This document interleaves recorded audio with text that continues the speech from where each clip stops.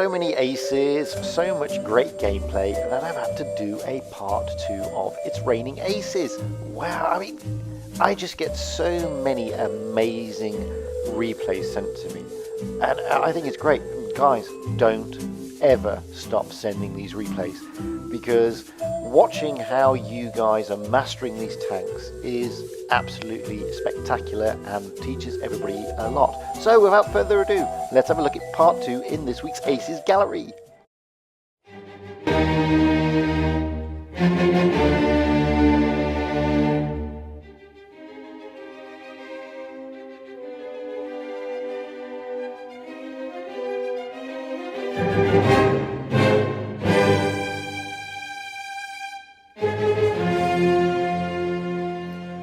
Hello again everybody, and welcome back to Fujit's Blitz, and yes, it's Raining Aces again. This time it's part 2. And before we go ahead, please guys, send your replays to fujitsblitz@gmail.com, because, you know, without you, I couldn't make these videos. And not only that, all the other players out there wouldn't see how spectacularly awesome you all are.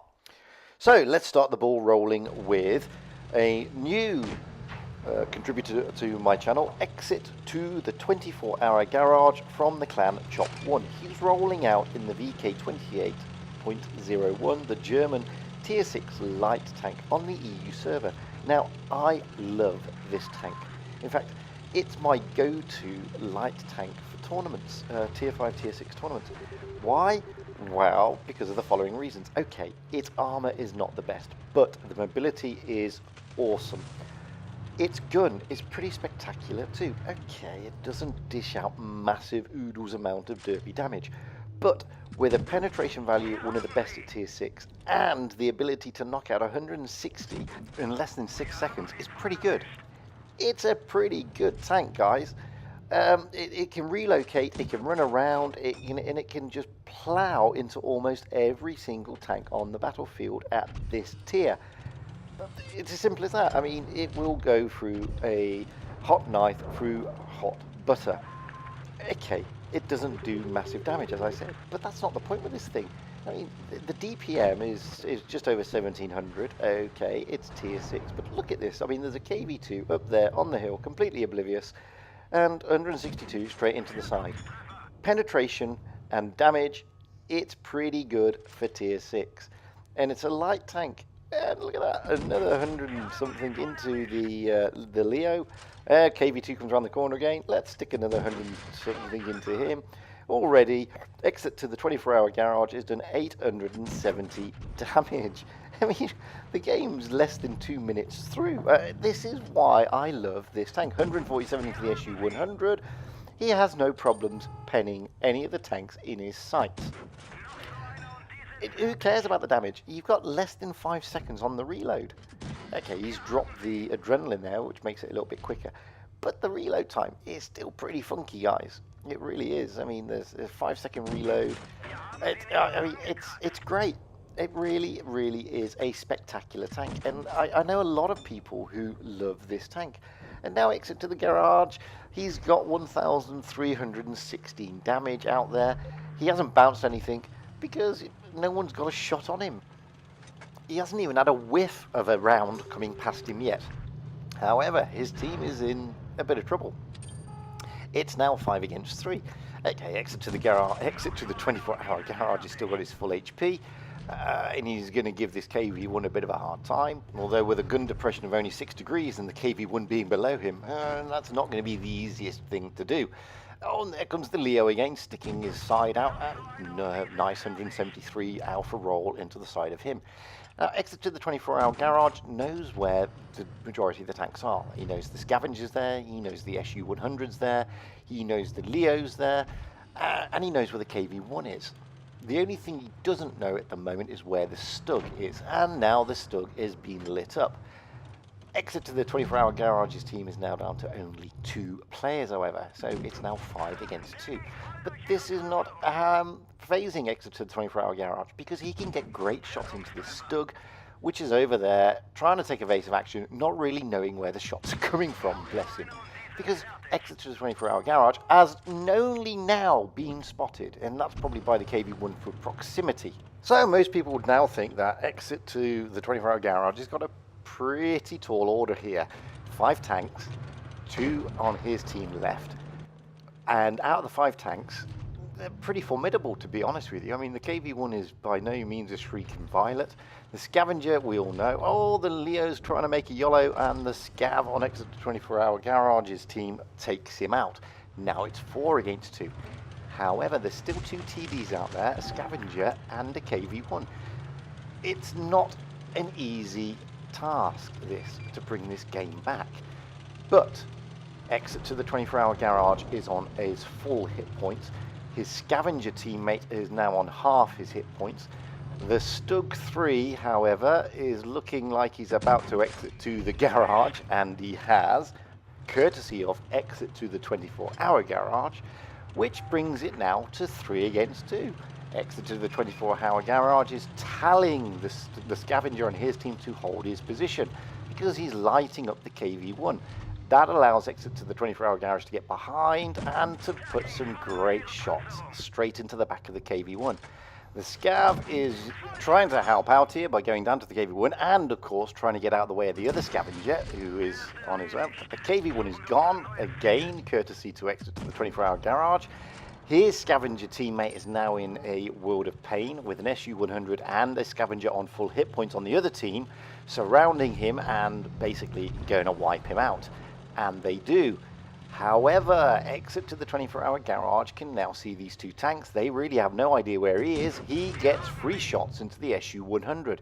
He's now done 2,638 damage. And he's now taking his 3rd kill. The SU-100 has gone. It's now a Scavenger on almost his full hit points against a VK-28 on his full hit points. Gets a good shot in there, shy of 3,000 damage.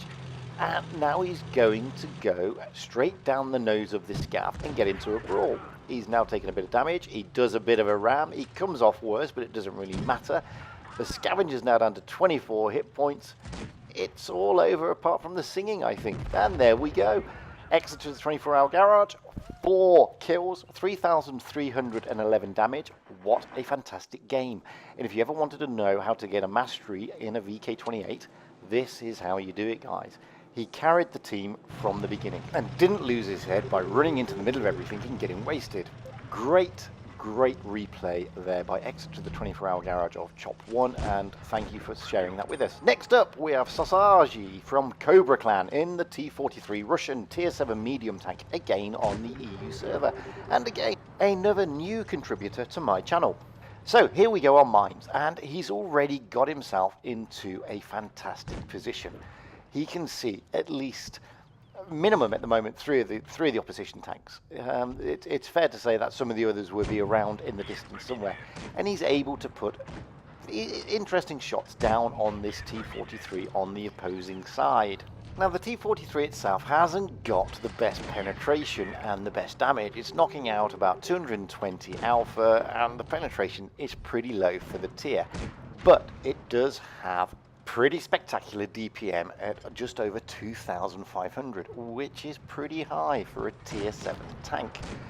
Not only that, it's got the trolley Russian armor that will bounce the shots that you don't think it will bounce. It's as simple as that, and it's got great mobility. Now, the reload is generally around 5 seconds. I mean, here it's below 5 seconds because he's dropped the adrenaline.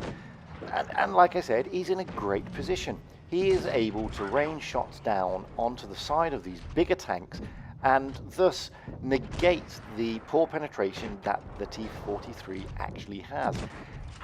This is ideal. I mean, he's also, as you see there, using the Russian trolley armor to maximum effect. He's bounced 420, and he's knocked out 1,274 in damage. Okay, he's lost half his hit points, but that shouldn't really phase this little T-43, to be honest with you, because he's able to maneuver into good positions. And look at this. If people are going to present their rear to him, he can stay there all day and twice on Sundays and knock shells into the back of these big, heavy tanks. Now, the IS is in a bit of trouble here. Okay, he's only knocking out less than 200 alpha, but it doesn't matter because when he's got a fast reload, that all adds up, and before you know it, you know, your tank's gone. So he's coming back over to this side because these are all on low hit points now. Tiger P's a bit formidable. Can he get anything on the top of him? No, and wisely he doesn't bother. But the VK4503 presents a good target, and he manages to get a high roll of 203 into him. Now he can take out the Tiger 3 because the Tiger 3 is side on, so he can get some good shots into the Tiger P there. Oh, that was a bit of a snapshot. It was always going to be a tricky one, and clearly he missed it. Now, the teams are pretty even at this stage. They've all got 5 against 5. Although, on the red team, a lot of hit points are down. I mean, you can see there the T26E4 is almost down to a one shot. The VK45 is down to a one shot. So can he get it? Yes, he can. In there goes the T26E4. The Tiger P is probably the most formidable one there at the moment. Now he's on quite a few shots, at least 4 or 5. The Panther is camping at the back, which is pretty strange, but the IS-3 seems to have those covered. Is he going to go for the VK45? Get him out of the picture? Yes, he is. And now he's going to try and get around to the side of this Tiger P, gets a nice shot into the turret, and he knows where the T43 is, so try to get down to there, but somebody wastes him, so he's just out of time there. Still got the Tiger P, still got the Panther to go. He's on half his hit points, not too bad. He's been in the thick of the action from the word go. I mean, this is mines, and everybody knows if you can get to the top of the hill quickly and you can hold that hill, then it's pretty much a straightforward half the battle winning streak on this one. And that's what he did. He got straight to the top of the hill, got himself in a great position, and held the hill, basically, which is what's put the red team in a difficult position. Tiger P is now gone, just the Panther left to go, who, as I said, is been sort of camping in the TD position for the majority of the game, oddly enough. And, oh, that's a great shot, 250 straight into the side of the turret. The Panther is not long for this game, as you can see. 3,145 damage, 420 bounces, 2 kills, in the thick of the action from the beginning, a well-deserved mastery. What a fantastic game. And I'd like to thank SAusagEe of COBRA, I think I said that correctly, for providing that replay, because it was an absolute pleasure to watch. Next up, we've got a really good friend of mine, Harrier77 of NX6, a regular contributor to my channel, rolling out in the VK100-01P, the German Tier 8 Heavy on the EU server that everybody at the moment thinks is mega OP. Which I totally disagree with, and I've already said that in my review of this tank, and I said it in ACES of the Week Part 1, when Raid Schnitzel of the Raid clan rolled out in his. The reason I don't say it's OP is because it's gun. The gun is not the best gun. It takes an eon to load, and you're only getting top alpha of 450. Now, if it had a better reload, or bigger damage, then yeah, okay, it probably is OP. The only thing that people think this tank's OP for is because of the armor. But hey, this is not a tank that is impossible to penetrate. It really is, and a great shot there on the Stirrer Meal. Nice 377 roll. The cupola is easy to pen. It really is. The sides of the tank, if you presented just on those side skirts, if you can see where the line is on the side skirts, the top of above that line is easy to pen. Here comes the SU-152, obviously not loaded, can't get a shot in, allows Harrier77 to back away, wait for his reload. He can probably pop around the corner and, oh no, he's going to back away even further. He's waiting for the T-34 Independence, and he shoves a 400 straight into the nose of the Independence. Wow, I mean, that T-34 is best hull down. He's presenting a really easy target here for Harrier, which is unsurprising because he wants to get rid of Harrier. Harrier gets a nice 125 into the side of the turret. The SU finally gets a shot into Harrier, takes quite a bit of damage there, does Harrier, but it's okay. It's a VK100-01P. He can still roll out even with only half his hit points. So, he knows where most of them are. The green team are already 2 tanks down, and they're also 2 caps down. So not only are they losing on points, but they're losing on guns too. Now it's 6 against 4. Oh, it's looking like serious trouble for Harrier77. There's the Independence, and quickly dispatched. Now it's 5 against 4, and as you can see here, the ISU and the Stir Emil are doing their best to get round Harrier, who drops his adrenaline.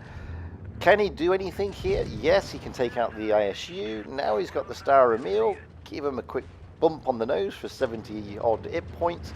Push him down the hill, as you tend to do when you're in a big, derpy, heavy tank, and stick one into his mantlet for 547. Wow, 3 tanks in quick succession. The Tiger P is presenting a beautiful target there. Can he do anything like get an engine fire? Oh, fingers crossed. Oh, he doesn't get the engine fire, but he gets a 436 high alpha roll. The Tiger P is not moving because he wants to cap out.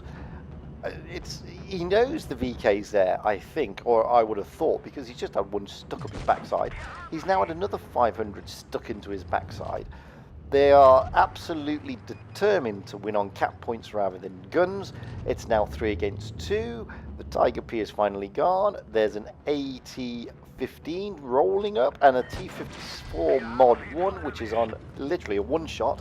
The AT-15 is now a 2-shot or a 1-shot if he can get a really good roll into it. He's struggling. Oh, he's presenting the top. He's trying to get that cupola. Is it gonna? Yes, he gets the top end alpha roll. Takes the AT-15 out completely, but too little, too late. Unfortunately, they lose on cap points. But hey, 5,152 damage. A wow deserved mastery. And I'd like to thank my good friend Harrier77 for showing us that, because boy, that was a fantastic game. And I'm sure you agree, a fantastic nail biter. And last but by no means least is my other good friend, Alex615 Warrior of the ALBAC clan. He's rolling out in the T-54 Russian Tier 9 medium tank, and again on the EU server. Now, I love the T-54, and I also hate the T-54 at the best of times. This is not the easiest tank to drive around the battlefield in, because it's got this fantastic ability to give you complete and utter brain freeze and turn you into a YOLO monster that just wants to get wasted in the first 5 seconds. Alex615 Warrior, however, clearly has more brain cells than me, because he's decided not to do that, and he's going to play the tank properly. As you can see, he's put himself right up here at the far end of the map, and he's able to rain shells onto, firstly, the T-54, and now the third in hand. He's getting some really good rolls into it. Now, the thing about the T-54, okay, first and foremost, it's got amazingly fantastic upper hull armor. Not so great lower hull, but that turret will bounce most things, because 1, it's Russian, and 2, it's round. Next, it's got really good DPM, over 2,000, which for a tier 9 of, you know, it's a medium tank, it's 2,945, is really good DPM. It doesn't have the best penetration, and it doesn't have the best damage, but when you've got a reload time less than 7 seconds at tier 9, that's pretty helpful, guys. Okay, as you can see, he's trying to get shots over there, but as I said, the penetration is not the best. He's not going to be dishing out massive damage. It's as simple as that. I mean, officially, the standard damage I end alpha on this is 300. So, you know, but with all the bells and whistles, he can get it up a bit more than that. He's took out the T-54 because, as I said, lower glacis plate, wheels, etc., it's pretty easy to pen and get rid of. He's now looking at that Tiger 2, manages to track him, and now he's looking at the Leopard PTA, who is side on and therefore easy to pen. He gets a nice roll of 343. When the tanks present themselves side on like this to a T-54, then yes, the penetration doesn't become an issue. However, he now needs to bug out. He's got those heavy tanks coming up to him. It's 4 against 3. He's done 2,655 damage. He's bounced nothing so far because nobody's put any shots on him yet. He's not going to the position where most people would expect. He's not gone into the center of town. He's basically done a sort of circle. Gets a great snapshot in on the Tiger 2. The Tiger 2 is now definitely a one-shot. But he's got some formidable opposition out there. And as you can see, when you're hauled down a little bit, you are going to bounce. The Leopard PTA senses blood. He can smell it like a great white shark, but unfortunately, he's not going to get it. So, PTA gone. He's got 2 kills. He's got the Tiger 2 to go. He's down to a 1-shot. He can stick something into him, and that was pretty straightforward. Now, however, he's got 2 pretty formidable tanks to deal with. He's got the IS-3 and the VK-4502B. I would argue that the VK-4502B is the hardest tank for this little T-54 to cope with. Why? Because it's got great armor. And boy, it's got a good gun. Okay, it's got a long reload, but the damage and penetration values on that tank are spectacular. The one disadvantage that it does have is mobility. It has not got the best turning circle, and the turret is pretty slow to turn. As you can see here, Alex615 Warrior is able to put some really good shots into this VK. He's got support in the RU-25 over there. He's trying to get away from the IS-3 and get behind this little mound so he can take out the VK. As I said, the VK is more of a problem for him than the IS-3. He clears the VK-45. The RU-251, for some strange reason that I can't work out myself, is firing HE into the IS-3. Very strange indeed. Alex Warrior is staying down. That way he's optimizing his armor profile. As you can see, he's bounced over 1,000 now, and he's taken 6,387 damage.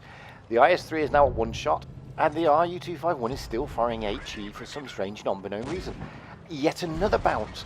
1,400 bounce now. It's an easy shot. There we go. 6,507. What a fantastic amount of damage from a T-54. 5 kills. Spectacular brawling at the end against 2 formidable tanks. A well-deserved mastery and a shed load of other medals. And truly a fantastic way to highlight and showcase how you should be looking to play a T-54. And I'd like to thank Alex615 Warrior of ALBAC for sharing that replay with us, because it's always really special to see these high damage games in tanks that you wouldn't expect to do such high damage. Now I'm going to leave you with this 2-tank brawl. It's really 2 against 2, but with the RU-251 firing HE, bizarrely, it really is 2 against 1, to be fair. Guys, I'd like to thank all those who supplied their replays for It's Raining Aces Part 2. So my thanks go out to Exit to the 24-Hour Garage of Chop 1, SAusagEe of COBRA, Harrier77 of NX6, and Alex615 Warrior of ALBAC. Guys, every single replay in Part 1 and Part 2 has been spectacular gameplay. If you really want tips on how to play these tanks, then these replays of these masteries really do highlight and showcase the skills that you should be looking to employ in order to maximize the effect of these tanks. I'm not saying you should always go out there and aim for masteries, but you should go out there to be able to try and emulate the way these guys drive these tanks, because it's truly outstanding. It really is. So, if you have got any great aces that you want to show, or any replays of great gameplay that you want to show, or anything at all that you wish to be shown, please send across your replays to fujitsblitz@gmail.com. And as I say all the time, they will get played eventually. Guys, also, please comment below. Subscribe. I'm only 10 away from 100, my first landmark. And I'd love to hit 100 before Christmas, if it is at all possible. And I'd also want to express all my thanks to every single person who sent me a replay in over the last 2 months, because my channel has only been going for 2 months. Guys, without you in your replays and your support, seriously, my channel would be nowhere, because nobody wants to see my average gameplay. They want to see you guys destroying tanks and ripping up the battlefield. I mean, I know I do.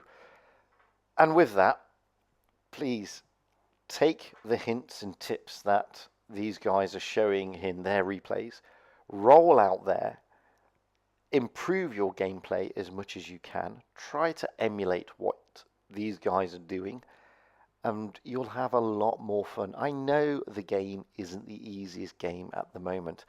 A lot of it depends on teams and teamwork, but as you've seen with the likes of Exit to the 24-Hour Garage and Harrier 77 to an extent, you can, at the best of times, make a difference on your own. I'm not saying it's going to be easy, of course it's not, but don't despair. Really don't. You can still win games when the odds are stacked against you. It's not easy, I get that, but it is possible.